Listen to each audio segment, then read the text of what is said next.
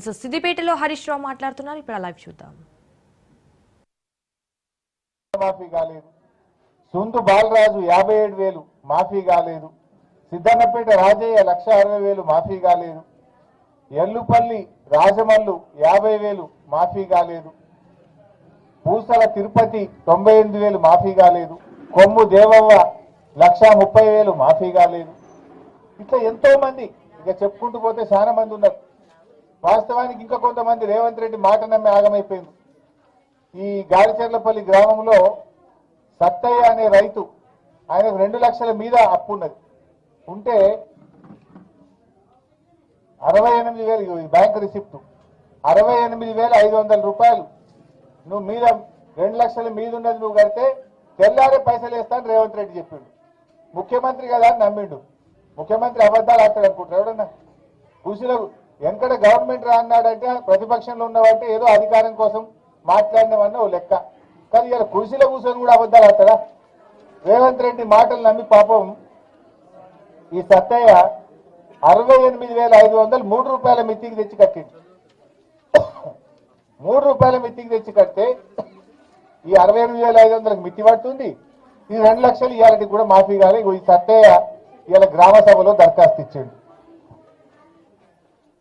ఇంకొక ఆమె ఇంగోలు అంజవ్వ పాపం ఈమె 2 లక్షల మీద అప్పుంటే కట్టమంటే 78,500 రూపాయలు 2 రూపాయల మిత్తికి తెచ్చి అంజవ్వ కట్టిందట. రేవంత్ రెడ్డి మాటలు టీవీలో చూసి అబ్బా రేవంత్ రెడ్డి చెప్పిండు ఈ 78,500 2 లక్షల మిత్తి కడితే నాకు 2 లక్షలు మాఫీ అవుతుంది, నాకు పైసలు పడుతుంది అని పాపం 2 రూపాయల మిత్తికి తెచ్చి అంజవ్వ 78,500 కడితే ఇప్పుడు ఆ మిత్తికి మిత్తి అవుతున్నది. అసలు 2 లక్షలు ఇంతవరకు మాఫీ చేయాలి. ఇదేనా రేవంత్ రెడ్డి? నువ్వు హైదరాబాద్ లో కూర్చొని ఇక రుణమాఫీ అయిపోయింది మొత్తం చేసి ఇవన్నీ కూడా 2 లక్షల మీద ఉన్నోళ్ళే. ఇంకా గిన్ని దరఖాస్తులున్నాయి. ఒక్క గాలిచెర్లపల్లి గ్రామంలో 43 మంది 2 లక్షల లోపు ఉన్నవాళ్ళు 2 లక్షల మీద ఉన్నవాళ్ళు రుణమాఫీ కాలేదని ఇలా ప్రజాపాలనలో దరఖాస్తులు ఇచ్చారు. అంటే క్షేత్రస్థాయిలో పరిస్థితి ఏ రకంగా ఉందనడానికి నిలువుట అర్థం ఇది. అంటే రేవంత్ రెడ్డి అన్ని కూడా అబద్ధాలు, మోసాలు. రుణమాఫీ అయిపోయిందని ఆయన చెప్పేటి అన్ని కూడా నీటి మూటలు. గ్రామాల్లో చూస్తే పాపం ప్రజలు రుణమాఫీ కాక చాలా ఇబ్బంది పడుతున్న పరిస్థితి ఉంది. వాస్తవానికి నువ్వు చెప్పింది 41,000 కోట్ల రూపాయలు రుణమాఫీ అని చెప్పినావు. కానీ చేసింది 16,000-17,000 చేసినావు. సగం కూడా చేయలేను. సగం చేయలే, మొత్తం అయిపోయిందని చేతులు లావట్టావు. రా, దమ్ముంటే ఊర్లోకి రా, గ్రామ సభల్లో రా. ముఖ్యమంత్రి రేవంత్ రెడ్డి నువ్వు హైదరాబాద్ లో కూర్చుండు కాదు, ఏ ఊర్లో గ్రామ సభకు వస్తావో రా, నేను కూడా వస్తా పోదాంపా. ఇంకా 2 రోజులు ఉన్నాయి కదా గ్రామ సభలు. ఏ మంత్రి వస్తాడో ఏ ముఖ్యమంత్రి వస్తాడో రమ్మనండి. పోలీసులను పెట్టుకొని పోలీస్ పహార మధ్య ఎవడన్నా మాట్లాడితే వాడిని గొంతు నొక్కుతున్నారు, మాట్లాడితే కేసులు పెడుతున్నారు, మాట్లాడితే అరెస్టులు చేస్తున్నారు. అంటే ఇలా పోలీసులు అడ్డం పెట్టుకొని నిర్బంధాల మధ్య గ్రామ సభలు జరుపుతా ఉన్నారు. నవంబర్ 30వ తారీఖు నాడు ముఖ్యమంత్రి మహబూబ్నగర్లో చెక్ ఇచ్చిండు. ఇగో ఇది థర్డ్ లిస్టు, నేను 2,750 కోట్ల చెక్ ఇస్తా అన్నాడు. నవంబర్ 30 పోయి ఇవాళ జనవరి 22, 2 నెలల 2 నెలలైనా చెక్ పాస్ కాదు. అంటే డమ్మీ చెక్ ఇచ్చినావా రేవంత్ రెడ్డి? నువ్వు ఉత్తుత్త చెక్ ఇచ్చినావా ఏంది? ఇంత మోసం ఉంటుంది. నవంబర్ 30 నాడు 2,750 కోట్లు రైతులకు ఇస్తున్నా, ఇక పడుతుండే రేపు పొద్దుగాల బ్యాంకులో అన్నాడు. 2 నెలలైనా చెక్ పాస్ కాదా? అంటే ఉత్తుత్త చెక్ ఇచ్చినావా? నీ చెక్కు చెల్లలేదా? చెక్కు బౌన్స్ అయిందా? రేవంత్ రెడ్డి చెక్కు బౌన్స్ అయితే మరి ప్రభుత్వానికి ఇజ్జతే లేనట్టు. ఇక మరి అంటే నువ్వు మోసం చేద్దామని చెక్ ఇచ్చినావా? నిజంగా ఎందుకు చెక్కు పాస్ కాలేదో ఇలా ప్రభుత్వం సమాధానం చెప్పాలి. నవంబర్ 30 నాడు రైతుల మీటింగ్ పెట్టి చప్పట్లు కొట్టించుకున్నావు నువ్వు. ఆ రోజు ఇక చెక్ ఇస్తున్నా 2,750 కోట్లు అన్నావు. చప్పట్లు కొట్టించుకుంటేవి, ఊరిస్తేవి, అవతల పట్టివి. మరి ఏమైంది ఆ చెక్కు? ఎందుకు పాస్ కాలేదని అడగవా? నీకు బాధ్యత లేదా? ఫైనాన్స్ మినిస్టర్కు బాధ్యత లేదా? ముఖ్యమంత్రికి బాధ్యత లేదా? ఏమైంది ఆ చెక్కు? లిస్టులో పేరు వచ్చి కూడా 2 నెలలు అయింది, మాకు డబ్బులు పడలేదు అని గ్రామ సభలో పాపం మా రైతులు అడుగుతా ఉన్నారు. మా బాలయ్య అడిగిండి, ఇప్పుడు నన్ను మా సుధాకర్ అడుగుతున్నాడు, ఎప్పుడు పట్టాయి సార్ పైసలని అడుగుతున్నాడు. అంటే ఈ ప్రభుత్వానికి చిత్తశుద్ధి లేదు. రైతులంటే ప్రేమ లేదు. అబద్ధాల పునాదుల మీద అధికారంలోకి వచ్చి పాలనలో కూడా అబద్ధాల పరంపరను కొనసాగిస్తున్న ప్రభుత్వం ఈ కాంగ్రెస్ ప్రభుత్వం. మోసాలు తప్ప నిజాయితీ లేదు, నీతి లేదు ఈ ప్రభుత్వానికి. సో ఇప్పటికైనా రుణమాఫీ మీద వైట్ పేపర్ రిలీజ్ చేయండి. ఎంతమందికి చేసిండ్రు, ఇంకెంతమందికి చేయాలి, ఎప్పట్లోగా చేస్తారో చెప్పండి. రోజుకొక రైతు పిట్టల్లాగా రాలిపోతా ఉన్నారు. నిన్న 3 రైతులు రాష్ట్రంలో ఆత్మహత్య చేసుకున్నారు. రోజు రైతులు చనిపోతుంటే కూడా ఈ ప్రభుత్వానికి చీమగుట్టినట్టు కూడా లేదు, కనికరం లేదు. ఇవాళ రుణమాఫీ కాలేదు. ఇవాళ నేను గాలిచెర్లపల్లి గ్రామ సభలో పాల్గొంటే ఒక రైతు నన్ను అడిగిండు ఇప్పుడే, శ్రీనివాస్ అనుకుంటా, ఏమంటుండు, వానకాలం రైతు బంధు వేస్తారా అయ్యారా అంటుండు. నేను అడుగుతున్న శ్రీనివాస్ పక్షాన, గాలిచెర్లపల్ల రైతుల పక్షాన, తెలంగాణ రైతుల పక్షాన ఈ కాంగ్రెస్ ప్రభుత్వాన్ని అడుగుతా ఉన్నా, వానకాలం రైతు బంధు ఎప్పుడు వేస్తారు? వానకాలం యాసంగి కలిపి నువ్వు చెప్పింది ఎకరానికి 15,000 ఇస్తా అని చెప్పినావు. 15,000 వేస్తావా వేయవా? నిన్నేమో కొత్తగా కోత పెట్టి 6,000 అన్నావు. పోనీ 6,000 అన్నా వానకాలం 6,000, యాసంగి 6,000, 12,000 వేయాలి కదా. 12,000 రైతు బంధు ఎప్పుడు వేస్తావు? కేసీఆర్ ఉండగా బరాబర్ 4,000 అంటే 4,000 వేసిండు, మళ్ళకెళ్తే 5,000 అంటే 5,000 వేసిండు. నువ్వు 7,500 అన్నావు. 7,500 అయిపోతుంది. ఇప్పుడు మాట మార్చి 6,000 అంటివి, 6,000 వేయకపోతుంది. వానకాలం సంగతి చెప్పవైతివి, యాసంగికి కోతలు పెట్టవత్తివి. సో ఇలా మా గాలిచెర్లపల్లి రైతులు అడిగిన మాటనే తెలంగాణ రైతుల మాట. వానకాలం యాసంగి కలిపి ఇచ్చిన మాట ప్రకారంగా 15,000 రైతు భరోసా వేయాలని చెప్పి మేము డిమాండ్ చేస్తున్నాం. నువ్వు ఉత్త 6,000 వేసినావు అనుకో, ఇచ్చింది 6,000, కోత పెట్టింది 9,000, అంతే కదా. ఎగబెట్టింది 9,000, ఇచ్చింది 6,000 అవుతుంది. కేసీఆర్ ఇచ్చినట్టు ఇచ్చినా 10,000 అంటే నువ్వు 6 ఇస్తే 4,000 కోత పెట్టినట్టేనే. పాత లెక్క చూస్తే 4,000, నువ్వు చెప్పిన ప్రకారంగా చూస్తే ఎకరానికి 6,000 కోత పెట్టి 9,000 కోత పెట్టినట్టు. పాత లెక్క చూస్తే 10కి 10 6 పడ్డాయి అంటే 4,000 కోత పెట్టినావు. నువ్వు చెప్పిన ప్రకారం 15,000 ఇవ్వాలి. 15కి బదులు 6 ఇచ్చినావంటే 9,000 కోత పెట్టినట్టు. అంటే నువ్వు ఎగవేతల రేవంత్ రెడ్డివి, కోతల రేవంత్ రెడ్డివి. ఎలక్షన్ల ముందు కోతలు, గవర్నమెంట్ వచ్చినాక ఎగవేతలు. అందుకే నీ పేరు యనుమల రేవంత్ రెడ్డి కాదు, నువ్వు ఎగవేతల రేవంత్ రెడ్డి అని పేరు పెట్టిండి. నీకు అన్ని చెడాక నిన్ను గదే పేరు పెట్టి పిలుస్తాం. ఇక ఈయన నిజాయితీ ఉంటే, చిత్తశుద్ధి ఉంటే ఈ రైతులకు కోత పెట్టాలా? కరోనా వస్తే కూడా కేసీఆర్ గారు రైతు బంధు ఆపలే. కరోనా కష్టకాలంలో కూడా వానకాలం 5,000 పడ్డాయి, యాసంగికి 5,000 పడ్డాయి. నీకేం కష్టం వచ్చింది? ఇప్పుడు 1,00,000 కోట్లతో మూసీ ప్రాజెక్టు కడతా అంటున్నావు, 15,000 కోట్లతో ఔటర్ రింగ్ రోడ్ వేస్తా అంటున్నావు. నీ ఊరికి 5,000 కోట్లు ఖర్చు పెట్టి 6 లైన్ల రోడ్ వేసుకుంటున్నావు. నీ ఊరికి వేసుకో. మరి నీ ఊరికి రోడ్ వేసేందుకు పైసలుంటాయి, మూసీ సుందరీకరణకు పైసలుంటాయి, ఔటర్ రింగ్ రోడ్కు పైసలుంటాయి. రైతులకు ఇవ్వమంటేనే ఉండయా నీకు? రైతులకు ఎందుకు ఇవ్వవు? వెంటనే రైతులందరికీ రైతు భరోసా, వానకాలం యాసంగి డబ్బులు ఇవ్వాలని చెప్పి మేము. ఇకపోతే రేషన్ కార్డులలో పోయినసారి ఇచ్చిన దరఖాస్తులు పాపం 2-3 నన్ను అడిగిండ్రు, అరే మేము పోయినసారి సార్ మళ్ళీ ఏడాది తర్వాత మళ్ళీ దరఖాస్తు అంటున్నారు, మా పేరు రాలేదంటున్నారు. ఎందుకు ఈ దరఖాస్తుల మీద ప్రజల్ని ఎందుకు ఉసురు పోసుకుంటున్నారు? ఎందుకు ప్రజల సమయాన్ని వృధా చేస్తున్నారు? ప్రజల డబ్బును వృధా చేస్తున్నారు? అర్హులైన వారందరికీ కూడా రేషన్ కార్డులు ఇవ్వాలని డిమాండ్ చేస్తున్నాం. 10 ఏళ్ల కింద కేసీఆర్ గారు రేషన్ కార్డులకు ఇన్కమ్ లిమిట్ పెంచారు. ఆ రోజు 60,000 ఉంటే 1,50,000 చేసిండు. 75,000 ఉంటే 2,50,000 చేసిండు టౌన్లలో. నువ్వు 10 ఏళ్ల కింద ఇన్కమ్ లిమిటే ఉంచుతావా? ఇప్పుడు 2014-15లో కేసీఆర్ గారు పెంచితే ఇవాళ 2024లో ఉన్నాం. ద్రవ్యోల్బణం పెరిగింది. ఇన్కమ్ లిమిట్ పెంచి పేదలకు, అర్హులకు అందరికీ రేషన్ కార్డులు ఇవ్వాలని బీఆర్ఎస్ పార్టీ తరఫున మేము డిమాండ్ చేస్తా ఉన్నాం.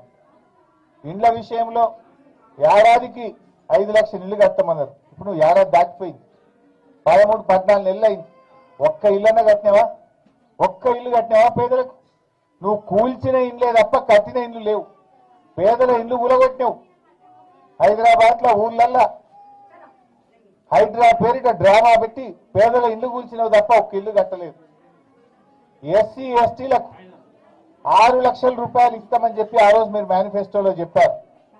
అందువల్ల ఈసారి మంజూరు చేసే ఇళ్లలో ఎస్సీలకు ఎస్టీలకు 6 లక్షల రూపాయలు ఇచ్చిన మాట నిలుపుకోవాలని కూడా బీఆర్ఎస్ పార్టీ పక్షాన మేము డిమాండ్ చేస్తా ఉన్నాం.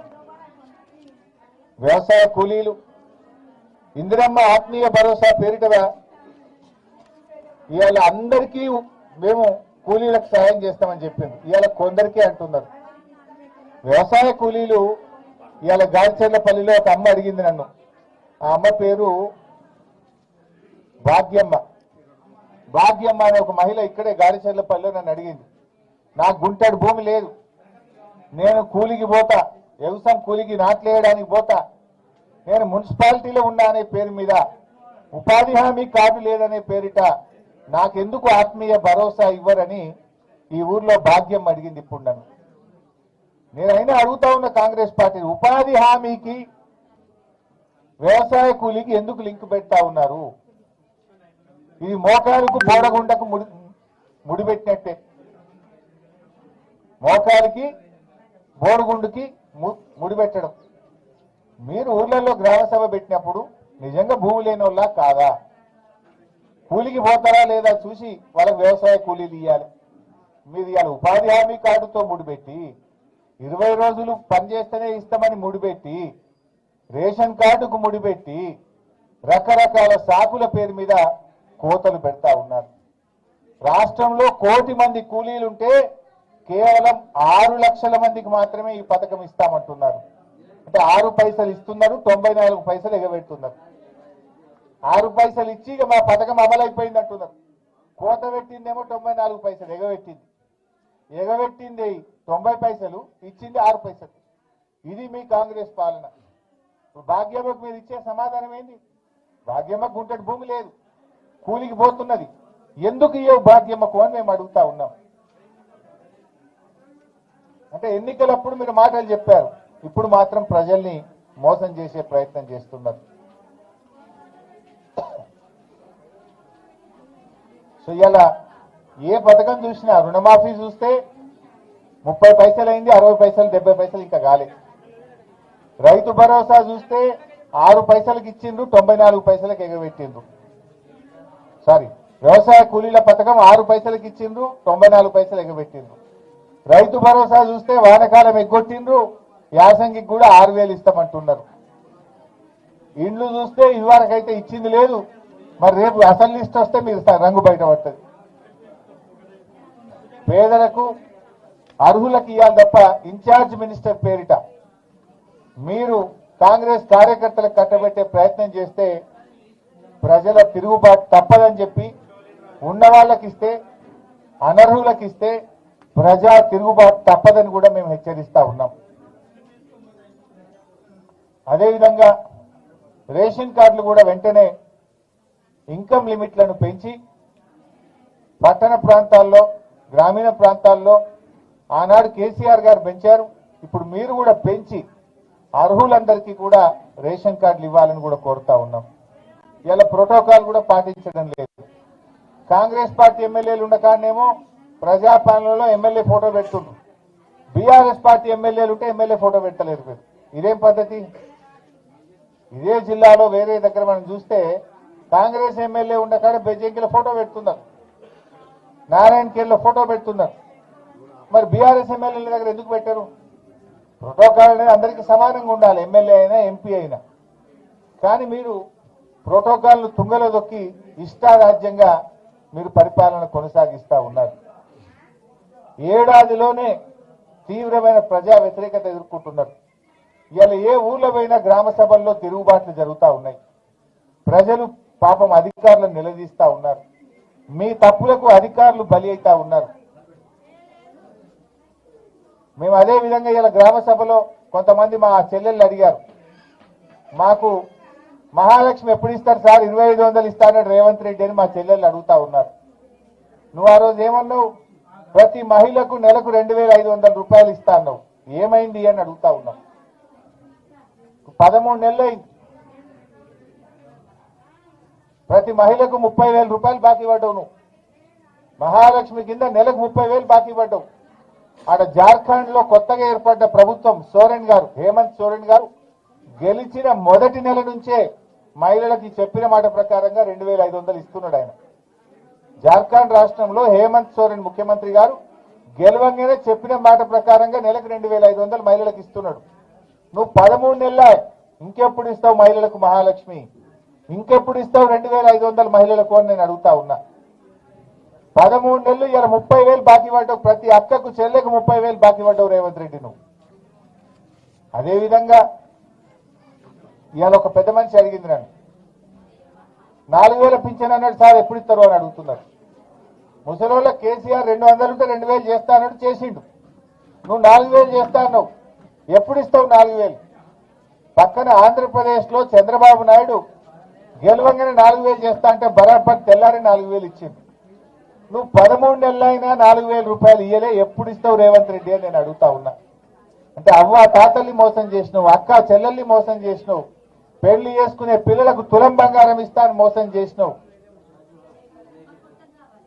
ఇప్పటికైనా కళ్ళు తెరిచి పేదలకు మేలు చేయాలని, రుణమాఫీ వెంటనే అందరికీ పూర్తి చేయాలని, రైతు భరోసా వానకాలం యాసంగి కలిపి 15,000 రూపాయలు ఇవ్వాలని, వ్యవసాయ కూలీలకు ఉపాధి హామీ కార్డుతో నిమిత్తం లేకుండా కూలీలందరికీ ఇందిరమ్మ ఆత్మీయ భరోసా పథకాన్ని వర్తింప చేయాలని, రేషన్ కార్డులకు లిమిట్లు పెంచి గ్రామీణ ప్రాంతంలో పట్టణ ప్రాంతంలో ఇన్కమ్ లిమిట్ పెంచి అర్హులందరికీ రేషన్ కార్డులు అందించాలని, ఎస్సీ ఎస్టీలకు గృహ నిర్మాణ పథకంలో కాంగ్రెస్ పార్టీ మేనిఫెస్టోలో చెప్పిన ప్రకారంగా 6 లక్షలు ఇవ్వాలని చెప్పి మేము డిమాండ్ చేస్తున్నాం. Thank you.